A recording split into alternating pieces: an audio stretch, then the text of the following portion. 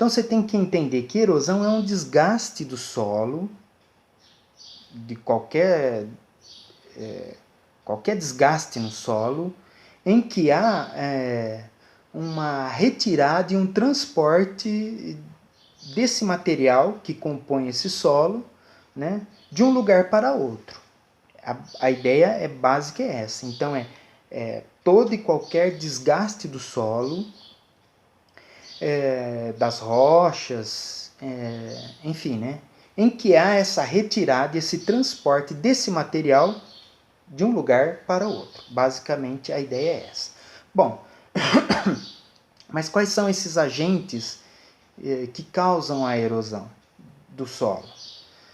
Que causam essa retirada, né, desse material de um lugar para o outro, que ocasiona então o desgaste? O livro está mencionando a água, tá? Mas não só a água, né? Tem outros agentes da natureza que causam também a erosão, como o vento é um agente que causa a erosão. A neve também é um outro agente que causa a erosão. Mas nós vamos ficar na água, tá? Que é o que nos interessa. Bom, então nós definimos, só para a gente voltar, né? A gente definiu então erosão como um desgaste, né? Esse desgaste a gente tem que entender como esse processo de desgaste ocorre porque há uma retirada de um material, né, de um lugar para o outro, e os agentes que causam esse desgaste no solo, que a gente está abordando aqui, é a água. Bom, mas como isso ocorre na realidade? Bom, então você pensa numa superfície terrestre, né, e você pensa, por exemplo, na água da chuva impactando esse solo. Então, conforme ela vai impactando esse solo, a água da chuva, ela também vai causando o que, gente? Ela vai promovendo, então, esse desgaste do solo.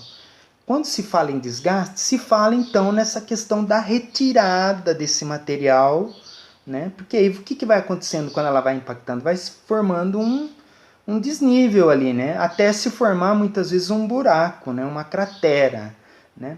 Então, conforme ela vai impactando ali, aquela terra que deveria estar ali, né, ela vai sendo retirada. E quando ela vai sendo retirada, o que ocorre? Né? A gente vê então uma abertura no solo, um buraco, uma cratera. Né?